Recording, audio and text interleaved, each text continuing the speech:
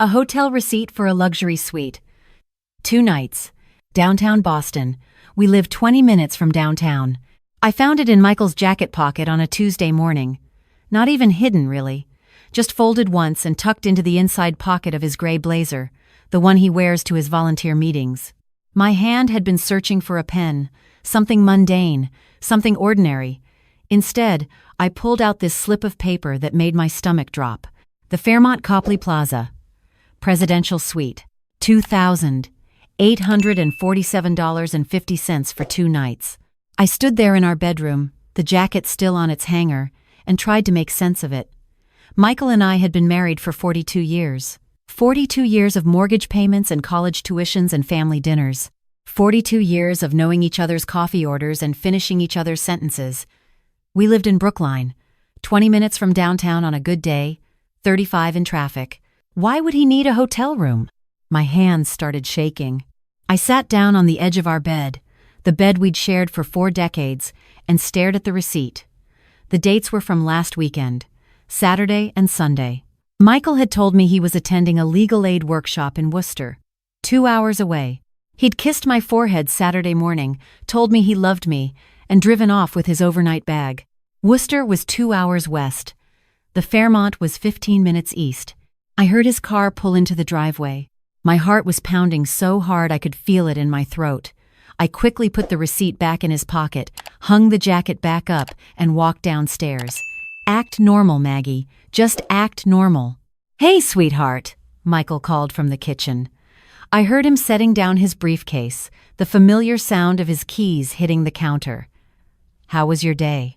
I walked in and saw him standing by the coffee maker, looking exactly like the man I'd fallen in love with in 1982. A little grayer now, a few more lines around his eyes, but still Michael. Still my Michael. Or was he? "Fine," I managed. "How was your meeting?" "Oh, you know. Same old discussion about fundraising strategies." He poured himself coffee, his back to me. "I'm thinking of increasing my hours there. They really need the help." Michael had retired from his law practice 8 months ago. At first, I'd been thrilled. We'd have time together, finally. We'd travel, garden, enjoy our grandchildren. But instead, he'd immediately thrown himself into volunteer work with the Boston Legal Aid Society. At first, it was a few hours a week, then a day or two. Now he was there constantly. "That's great," I said, my voice sounding strange even to my own ears. He turned and looked at me. Really looked at me. For a moment, I thought he could see right through me, could see the receipt burning in my mind, could see the fear crawling up my spine. But he just smiled and kissed my cheek. "You okay?" "You seem a little pale." "Just tired," I said. "I think I'll take a bath." I needed to think. I needed space. I needed to figure out what was happening to my marriage. The next few days, I watched him. Not obviously, not like some detective in a movie, but I paid attention in a way I hadn't in years. I noticed how he checked his phone constantly, smiling at messages. How he'd take calls in his study with the door closed. How he'd come home from his volunteer work smelling of cologne, the expensive kind he only wore for special occasions. On Thursday evening, I was making dinner when his phone lit up on the counter. He was upstairs changing. I told myself not to look. I told myself trust was the foundation of marriage. I told myself 42 years meant something. But I looked. The message preview said, "Saturday at 7 p.m. Everything is confirmed. I can't wait to see you in your tux. S." As A say, who is S? My hands gripped the edge of the counter. A tux. Michael owned a tuxedo, but he hadn't worn it in years. Not since Rachel's wedding 5 years ago. What event required a tuxedo? And who was texting him with exclamation points and "I can't wait to see you"? That night, lying in bed next to him, I couldn't sleep. Michael snored softly beside me, peaceful, innocent. I stared at the ceiling and tried to piece it together. Hotel suite, tuxedo, secret messages, someone named S. Was this really happening? After 42 years, was Michael having an affair? The thought was absurd. Michael had always been faithful, devoted. When his colleagues went out for drinks with young paralegals, Michael came home to me. When his law school reunion came up, he'd asked me to go with him, introduced me proudly to everyone. We'd built a life together. We had 2 children, 3 grandchildren, a mortgage we'd finally paid off. But people change, don't they? Especially after retirement. Especially when they suddenly have time to realize what they've been missing. I thought about the young women at the legal aid office. I'd met some of them at the holiday party last year. Bright, passionate, full of energy. One in particular had caught my attention. A young Latina woman with dark curly hair and an infectious laugh. Sophia something. She'd been so animated talking to Michael about a case they were working on. I'd thought it was sweet at the time, how engaged he was, how she lit up when he offered advice. Was it Sophia? Was S for Sophia? By Friday morning, I'd made up my mind. I needed to know. I couldn't spend one more night lying awake, imagining scenarios, drowning in doubt. Michael left for the legal aid office at 9. I waited until his car was out of sight. Then I got in my own car and followed the route I knew he took. But instead of going to the office, I drove straight downtown to the Fairmont Copley Plaza. My heart was racing as I walked through the elegant lobby. Crystal chandeliers, marble floors, the kind of place Michael and I used to talk about staying for our anniversary but never did because it seemed too extravagant. I approached the front desk, trying to look casual. "Excuse me," I said to the young man behind the counter. "I'm wondering if you have any information about an event tomorrow evening? Saturday at 7? He typed something into his computer. "We have several events tomorrow. May I ask which one you're inquiring about?" I'm not sure of the name. It might be related to the Legal Aid Society?" He scrolled, then shook his head. "I don't see anything under that name. We do have a private event in the Commonwealth Ballroom, but that's listed as Sullivan Private Event. Is that you?" "Sullivan. Our last name." My blood ran cold. "Yes," I heard myself say. "That's the one." "Wonderful. It begins at 7 p.m., cocktail hour at 6:30. It's formal attire. Will you need any special arrangements?" "No, thank you," I managed, then turned and walked out before he could ask anything else. Sullivan Private Event, at the hotel, tomorrow night. I sat in my car in the parking garage and tried to breathe. Michael was hosting some kind of private event at the Fairmont. In a ballroom, formal attire, and he hadn't mentioned it to me, his wife of 42 years, the woman who'd been by his side at every important event of his adult life. Unless I wasn't supposed to be by his side anymore. That night at dinner, I gave him a chance. "So, what are your plans for tomorrow?" I asked, trying to keep my voice light. "Oh, just more volunteer stuff," he said, not meeting my eyes. "Might be late. Don't wait up." He was lying to me, looking right at me and lying. After he went to sleep, I made my decision. I was going to that event, not as his wife, but as an observer. I needed to see what was happening with my own eyes. Saturday morning, I told Michael I was driving to visit my sister in Providence. She'd been dealing with some health issues, I explained. I might stay over. He seemed almost relieved, kissing me goodbye quickly before heading to his study to make a few calls. Instead, I drove to a department store in Dedham, far enough away that I wouldn't run into anyone we knew. I bought a dress I never would have picked for myself. Black, elegant, more formal than anything in my closet. I bought new shoes, got my hair done at a salon where they didn't know me. When I looked in the mirror, I barely recognized myself. That was the point. At 6:15, I stood outside the Fairmont, my hands trembling. I'd parked in a public lot down the street, walked the 3 blocks in heels I wasn't used to wearing. The evening air was cool for September, and I wrapped my shawl tighter around my shoulders. I watched guests arrive, couples, mostly, well-dressed, laughing, handing their invitations to someone at the door. I didn't have an invitation. I didn't know what I was going to say when they stopped me, but I had to try. At 6:30, I walked up the steps and through the main entrance. The lobby was even more beautiful at night, the chandeliers glowing warm and golden. I followed the signs to the Commonwealth Ballroom, my heart hammering against my ribs. A young woman stood at the entrance, checking names off a list. She was stunning. Late 20s, dark curly hair piled elegantly on her head, wearing a red dress that probably cost more than my car payment. She looked up and smiled at me. It was Sophia from the legal aid office. "Good evening," she said brightly. "Name, please?" For a second, I froze. Then I said the first thing that came to mind. Margaret Hartford. I'm a friend of the family. Hartford was my maiden name. Something Michael wouldn't have thought to include on any guest list. Sophia scanned her list, her brow furrowing slightly. I don't see. Oh, wait. You know what? It's fine. Please, come in. Michael will be so happy to see another friendly face. She gestured me inside, and I walked into the ballroom on legs that barely supported me. It was breathtaking. Round tables with white linens and tall floral centerpieces, string lights draped from the ceiling, a small band setting up in one corner, and everywhere, people I didn't recognize. Some young, some older, all dressed to the nines. And there, across the room, I saw him.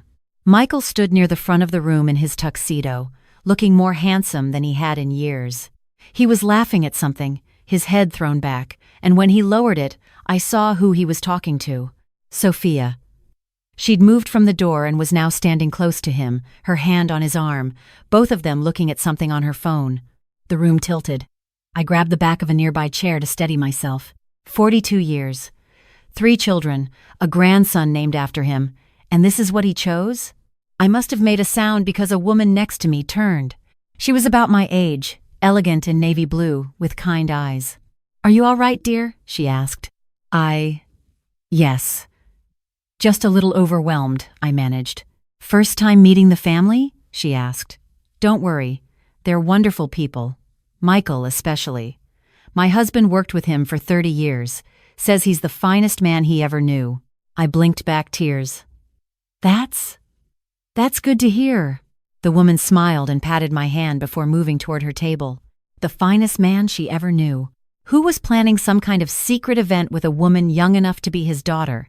I found a seat at a table in the back, partially hidden by one of the large floral arrangements. From here, I could see Michael without being too obvious. I watched him greet guests, shake hands, laugh at jokes. He seemed so comfortable, so at ease. This was clearly his event. But for what? And why had he kept it from me? At 7 o'clock, the lights dimmed slightly. Sophia walked to the front of the room and tapped on a microphone. Good evening, everyone, she said, her voice warm and bright. Thank you all so much for being here tonight. Before we begin, I want to say a few words about why we're all gathered here. My hands gripped the edge of the table. 4 months ago, Sophia continued, Michael Sullivan came to me with a request. He wanted to create something special, something meaningful, something that would honor the most important person in his life. My breath caught. Michael has spent 42 years as a devoted husband, Sophia said, and I felt tears start to fall. And tonight, he wanted to renew the vows he made all those years ago, here in this very hotel, where he and his wife Margaret first said, I do. The room erupted in applause. I sat frozen, unable to move, unable to breathe. This hotel, 42 years ago. I'd been so young, so nervous, standing in a small room upstairs wearing my mother's wedding dress. Michael, in a borrowed suit, his hands shaking as he slipped the ring on my finger. We couldn't afford a big wedding. Just us, our parents, a few friends. The ceremony had been in a small conference room, nothing like this ballroom. But it had been perfect. It had been us. Michael has been planning this for months, Sophia continued. He wanted everything to be perfect for Margaret, but there's just one problem. She paused, and I saw her scanning the room, a slight frown on her face. Margaret was supposed to be here by now. Michael, where is your wife? I watched my husband's face change from excited to confused to worried. He pulled out his phone, checked it, then looked around the room. I don't know, he said, his voice carrying through the microphone. I told her to meet me here at 7. She should have gotten the invitation. Invitation. I thought about the mail I'd been collecting this week.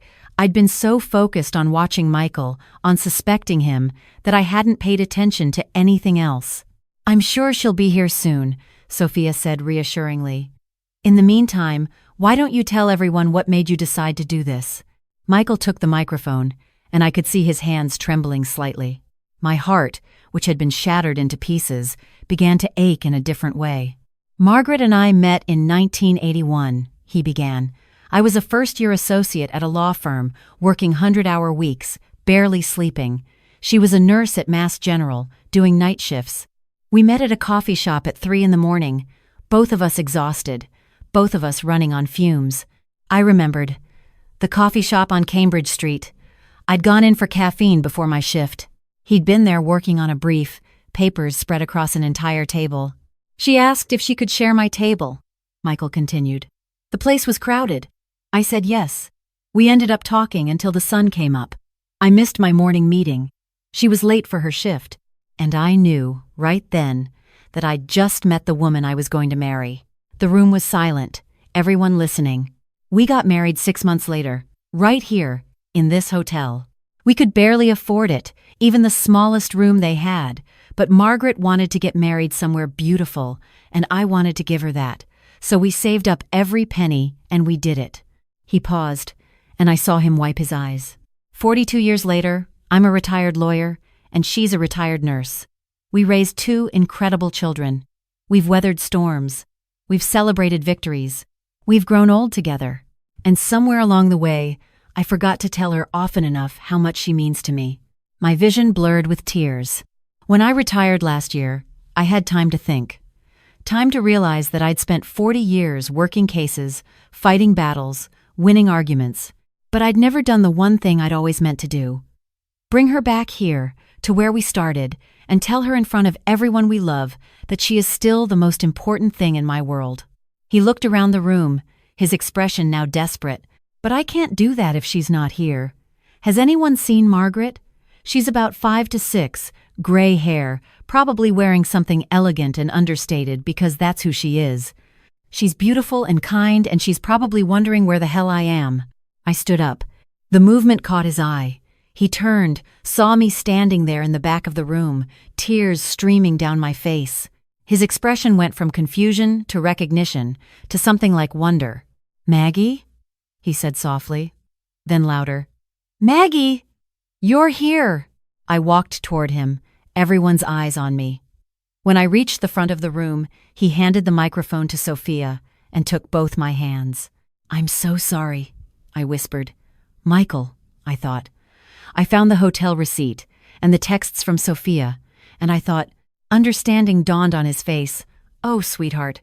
Oh, Maggie, no. He pulled me into his arms. I was trying to surprise you. I've been planning this for months. The presidential suite, that was for tonight. For us. After the ceremony. I wanted to recreate our wedding night. I was crying so hard I could barely speak. I thought you were having an affair. I thought you didn't love me anymore. Maggie. He pulled back and cupped my face in his hands. How could you possibly think that?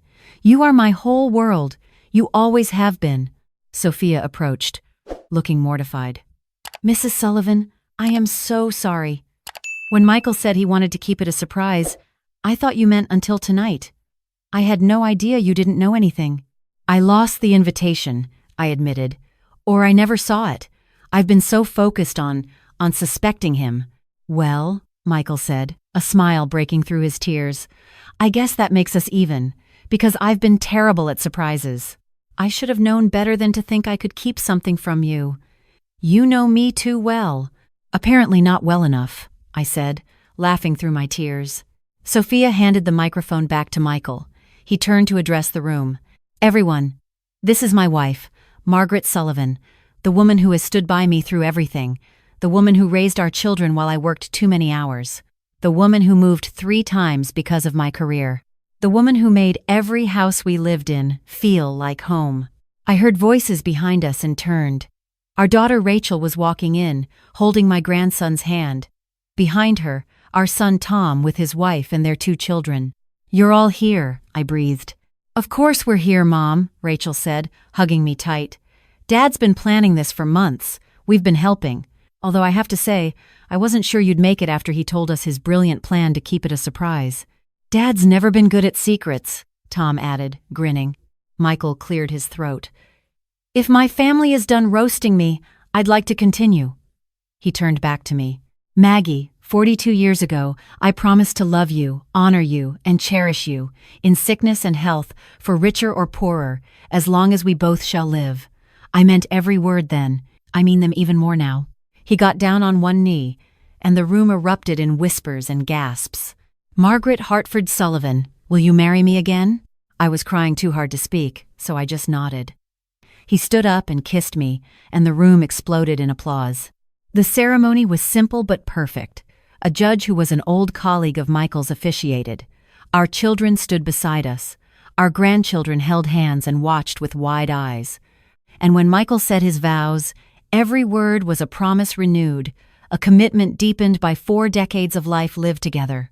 "I promise to be more honest with you," he said, smiling through tears, "even when I'm trying to plan a surprise." "I promise to trust you more," I replied, "even when you're being secretive. I promise to grow old with you, Maggie. To hold your hand through whatever comes next. To love you more tomorrow than I do today, and more next year than I do right now." "I promise the same," I said, "and I promise that after 42 years, I'm still not tired of you." The room laughed, and so did Michael. "Good," he said, "because I'm not tired of you either." When we kissed, it felt like 1,982 and 2024 all at once. Young love and old love, beginning and continuation, 2 people who had somehow managed to grow together instead of apart. The reception was everything I never knew I wanted. Dancing with Michael to the same song we'd danced to at our original wedding, watching our children dance with their spouses, holding our grandchildren and telling them stories about when we were young, eating cake that was far more elaborate than the simple sheet cake we'd had 42 years ago. At one point, I found myself talking to Sophia at the bar. "I owe you an apology," I said. "I saw you with Michael, and I'm ashamed to say what I assumed." She smiled kindly. "Mrs. Sullivan, I completely understand. If I were in your position, I might have thought the same thing. For what it's worth, your husband talked about you constantly. Every meeting, every conversation, it always came back to you. Margaret would love this. Margaret always says, 'I need to get home to Margaret.' It was honestly adorable. He talked about me all the time. He's so proud of you, of your career, of the children you raised, of the person you are. He showed me pictures of your grandchildren at least a dozen times." She laughed. "He made everyone at the office contribute ideas for tonight. We had a betting pool on whether he could actually keep it a secret. Who won? No one. We all bet that you'd figure it out. Michael was the only one who thought he could pull it off." I laughed, the last of my tension finally releasing. Around midnight, Michael and I took the elevator to the presidential suite. The same hotel, a different room, but the feeling was the same as that first night. Nervous excitement, deep love, the sense of beginning something even as we continued what we'd built. The suite was stunning, floor-to-ceiling windows overlooking the Boston skyline, a bottle of champagne on ice, rose petals on the bed, which made me laugh. "Did you ask for the rose petals?" I teased. "Sophia's idea," he admitted. "I told her you were a practical woman who'd probably think they were silly." "They are silly," I said. "And perfect." We stood at the window, looking out at the city lights. Michael's arms were around me from behind, and I leaned back against his chest. "I'm sorry I doubted you," I said quietly. "I'm sorry I made you doubt," he replied. "I wanted to surprise you, but I should have known better. We've never been good at secrets." 42 years? I mused. Remember when we thought 5 years sounded like forever? And now 42 doesn't feel like nearly enough. I turned in his arms to face him. "Michael, why now? Why did you suddenly decide to do this?" He was quiet for a moment, and when he spoke, his voice was thick with emotion. "When I retired, I had time to think. Time to look back at our marriage and see all the moments I missed. All the times I chose work over you. All the anniversaries I was too tired to celebrate properly. All the I love yous I forgot to say." He took my hand. I realized that I'd spent my whole career fighting for other people, for justice, for causes, for clients. But I'd never fought for us. Not in the way I should have. "Michael, you always fought for us. Not in the way you deserved," he insisted. "You gave up so much for my career. You moved when I got new jobs. You raised our children practically by yourself while I worked 100-hour weeks. You supported me through every setback and celebrated every victory.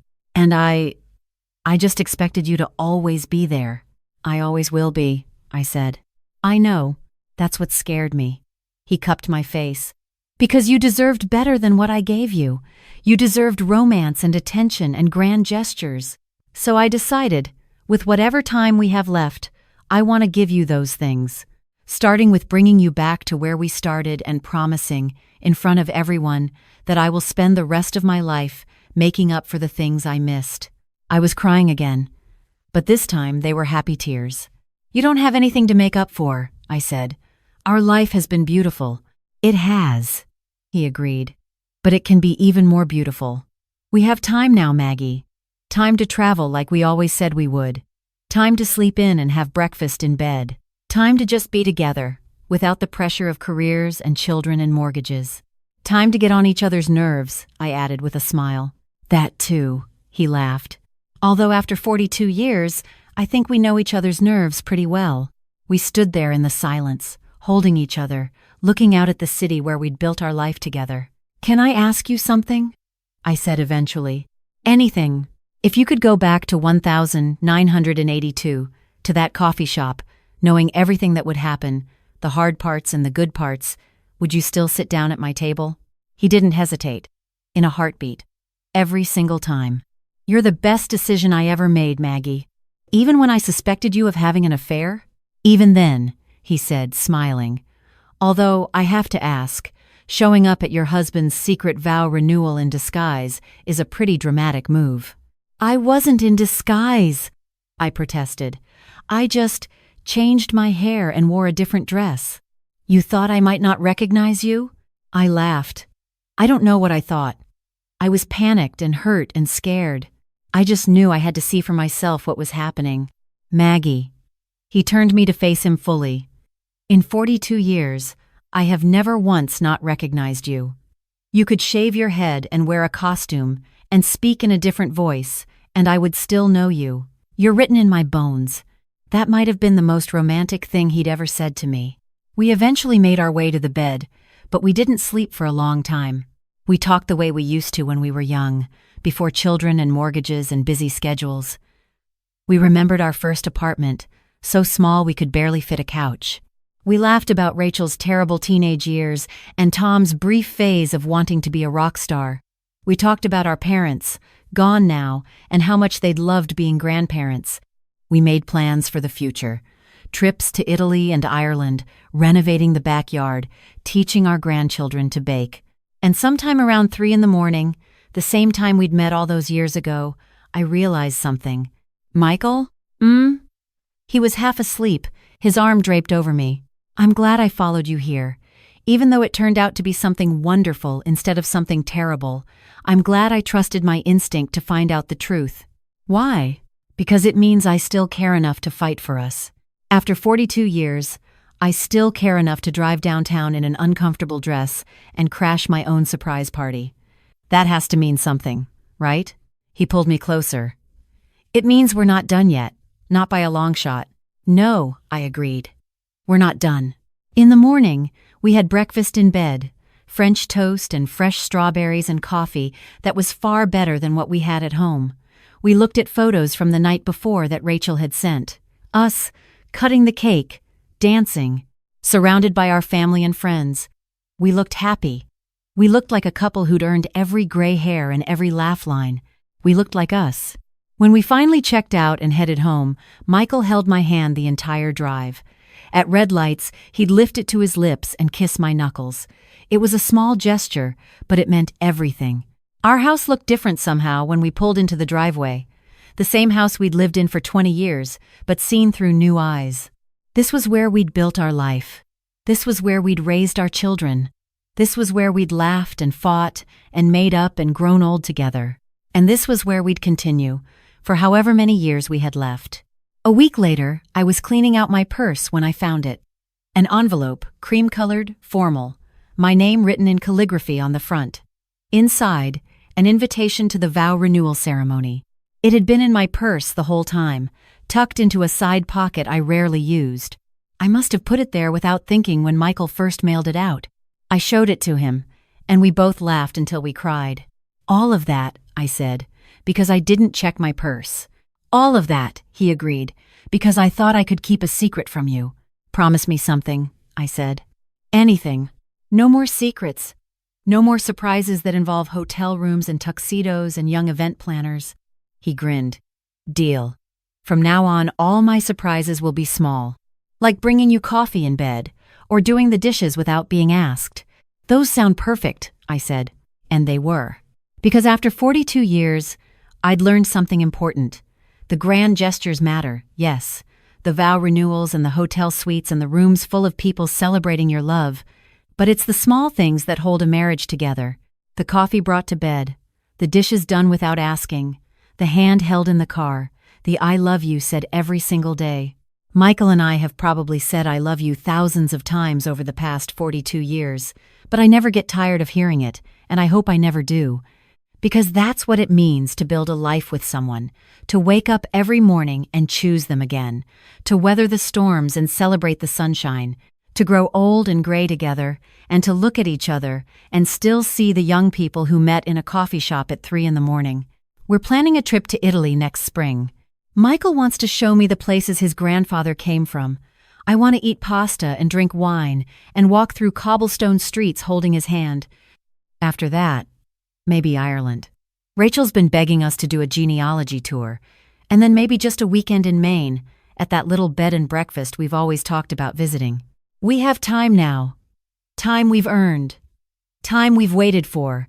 And I plan to spend every minute of it with the man who brought me back to where we started, just to prove that after 42 years, we're still choosing each other. Every single day.